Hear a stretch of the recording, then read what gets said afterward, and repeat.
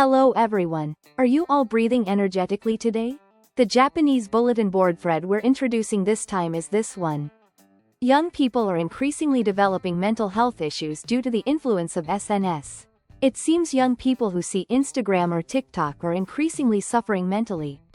Thread participants exchange opinions about SNS based on a widely discussed online article. Note this video is an experimental channel fully utilizing AI and automatic translation services. Please comment with any issues or requests so we can improve. Absolutely send us theme suggestions anytime. Now let's dive right into the main topic. Please enjoy watching until the very end. Instagram's mental health problem. US lawmakers have submitted an open letter to Facebook, following serious concerns raised about the impact of photo-sharing service Instagram on young people's mental health. US senators demanded more information from Facebook. In a letter addressed to Facebook dated September 15 US time, 3 Democratic senators stated, "As the internet, especially social media, increasingly permeates the lives of children and young people, we are deeply concerned that your company continues to neglect its duty to protect young users." They also strongly urged halting all efforts to develop a version of Instagram for children under 13. Seeing wealthy people's Instagram posts makes me depressed. I felt relieved after unfollowing them. Some student from an obscure private university tried to one-up me on SNS, saying I went to Hawaii on vacation. A beautiful girl from a nearby high school went viral just for her face and made a fortune. Her family is rich too. I've only seen her staying at palace-like hotels. Just seeing those kinds of posts makes you pretty down and depressive, right? The internet seriously lowers happiness levels, I think. Rather than looking at Instagram, come to internet bulletin boards. We're waiting for you at the bottom layer, guys. Don't look above yourselves, look below yourselves. No, look straight ahead. If you want to fix a society obsessed with one-upmanship, you should destroy mass media and the entertainment industry, not SNS. What fuels competitiveness and gambling instincts isn't Instagram or TikTok, it's mass media. Since the COVID pandemic, the entertainment industry is already destroyed. I think political correctness finished off the entertainment industry after COVID damaged it. Didn't young people suffering mental damage from SNS feel nothing when seeing handsome men and beautiful women on TV? Isn't the mental damage bigger precisely because it's peers close to your age? If you have the mindset that's it, I'll go to an internet bulletin board and provoke people below me to calm down, you should be saved. I truly think that looking down saves you mentally quite a bit. If you try hard online, you'll definitely find people below you. These guys just aren't trying enough. Instead of having misguided ambition, you should learn ways to protect your mind. The line between pampering yourself is tough. Pampering might be better than getting depressed. I think bulletin boards full of lies are a much better environment. Fact checkers are annoyingly loud on SNS these days. I quit Twitter and came to bulletin boards. The comfort level is really good. Aren't bulletin boards overflowing with aggressive posts? With no fact-checking, I get a stronger impression of people faking academic backgrounds or regions to provoke each other. Especially on Twitter, there are many mentally ill people, so getting stalked is tough. Arguments on bulletin boards don't last past a day. By the next day, it's completely forgotten. I like TikTok because it provides legal footage of girls. Photos on SNS are heavily edited. Mistaking that for reality and taking it seriously naturally destroys your confidence. Anonymous internet bulletin boards are good because appearances aren't visible. I use them like pigeons, gaining pleasure by doing personal boasts or one-upping I can't do on SNS. Bragging openly on SNS is a bit off-putting. On internet bulletin boards, you can have response battles with people you dislike or unilaterally declare things lies to escape arguments. This is overwhelmingly more comfortable. The constant bragging dumped on you unasked on Twitter or Instagram is mentally exhausting. Content posted on SNS is just a tiny fragment of the poster's life. If you get elated or depressed over that, your mind will collapse. Why don't people quit SNS if it makes their hearts suffer? I totally get that. Seeing other people's assets or annual income makes me miserable. Over half is probably lies. No, 90% is lies. Lie more easily. Isn't TikTok boring? It's just weird dances to weird songs. It's a tool to legally satisfy sexual desires by watching high school or middle school girls dance. I'm not seeking fun from it originally. They're not trying to show dances, they're asserting their existence through content like peacocks. Thinking I could have lived happily without noticing inequality if Instagram didn't exist makes it an incredible tool.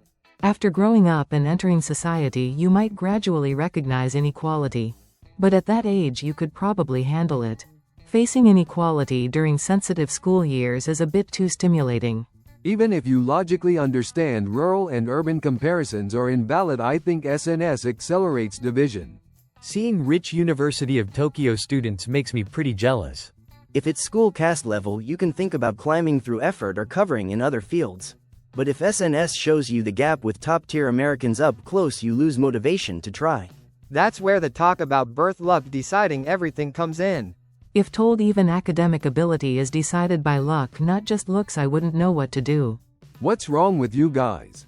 Your mental strength is too weak. People raised pampered since childhood have immature mental aspects causing this. Seeing confident guys, I wonder where that self-affirmation comes from. Maybe they do weight training? Everyone is just pretending to be confident. Having accumulated decent success through effort so far, and having many close friends. This builds confidence. Why not start piano or guitar? Starting cool hobbies should build confidence. If your mental state is weak enough to get hurt by SNS, quit SNS. In the past, at a rural school, top grades decent at sports, parents not poor, I could think I'm a winner. Quote, a frog in a well but happy with self-satisfaction. Nowadays you learn about real winners early online and despair. Modern kids have too short a period to enjoy superiority or self-efficacy without knowing the world. In the past, TV and magazines let you know reality. But society was harsh, not allowing despair or giving up. People on TV or magazines aren't recognized as the same world as yourself. Staying rural lets you be a winner with modest money, getting land and mansions several times city size for the same price. You can blast around freely in a Ferrari too. Driving a Ferrari in cities only matches scooter speed due to traffic. Even in the past, didn't national club tournaments or exams offer chances to know societal gaps? Leave alone fragile university students whose self-esteem gets hurt, driving them mentally ill. Aren't these lawmakers assuming middle or high school students? Isn't it pitiful if immature kids get an image of their future closing? How do modern young people seeing top-tier peers up close on SNS maintain self-esteem? What kids aim for should be enough at local number one level. Yet comparing to online number ones makes them feel like worthless trash. I'm middle-aged, truly glad SNS didn't exist when I was young. School felt like the whole world, so being top there felt fine. There's a sense of confinement precisely because information is easily accessible. Reality of someone always better is quickly noticed if you do competitive sports. Whether you keep trying beyond that depends on yourself. I like the story of Bhutan, the happy country seeing foreign situations via SNS causing happiness to plummet. Ignorance is bliss describes this perfectly. It's the perfect case to explain SNS's destructive power. Nobody says love is enough, money isn't needed anymore. Where money exists, margin and love exist too. Everyone realized without money, mental margin and love disappear. Not poverty dulls, but poverty sinks to rock bottom. Isn't it the opposite? Overabundance seems the fundamental problem. Getting mentally ill on SNS, developed to entertain people, defeats the whole purpose. Just enjoy purely without overthinking. Japan boasting guy, looks like an idiot but he seems happy. Just saying Japan is the best makes you happy. Is there any country better than Japan? If so, I'll move. I think Japan is still superior. Public safety is actually quite important. Bad safety forces extra costs for security. Sleeping safely on the train home from work is amazing globally. Overseas, sleeping on trains would be totally impossible. Often overlooked, clean water, air or good climate are super important. Hard to realize without long stays abroad.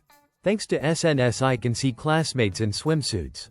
True, without SNS, otaku would never see that legally.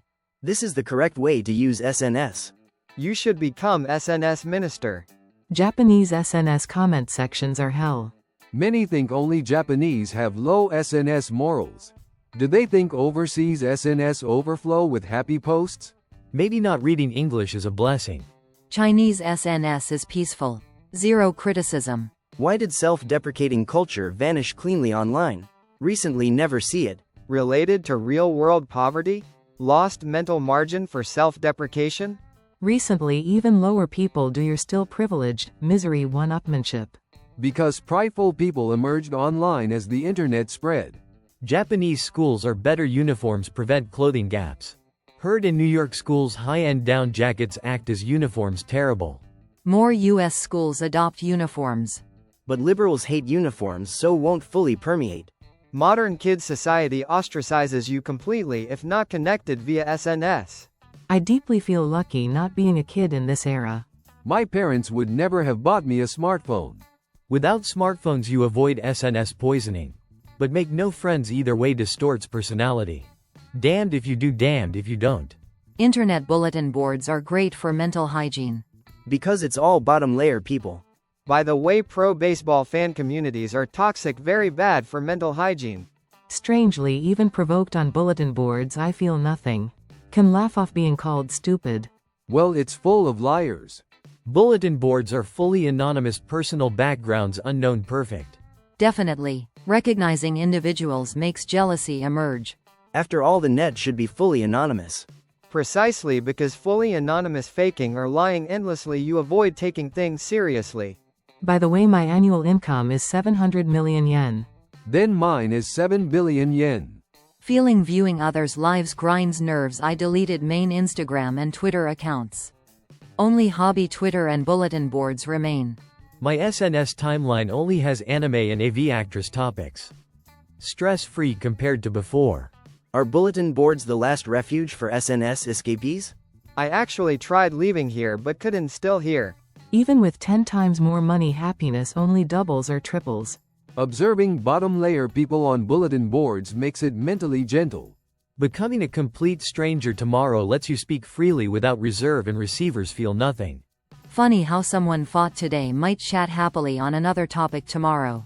Good how relationships reset when threads change. TikTok feels boring because only a small fraction posts, most just watch. Or is everyone actually posting? Just watching feels too boring, probably causing mass dropouts. Many young people seem driven by compulsion to keep buying brand goods for SNS appeal, ending up debt-trapped. Definitely. Clearly recent young people own too many brand items. If surroundings have them, you need equivalent brands to avoid ostracism. Female society is truly tough. Even pre-SNS era women normally had Louis Vuitton wallets since high school. Parents struggling not to let kids fall behind in SNS society must be tough. For students, internet should be just Nico Dugga level. You're definitely middle-aged. True, watching Nico Dugga never felt bad.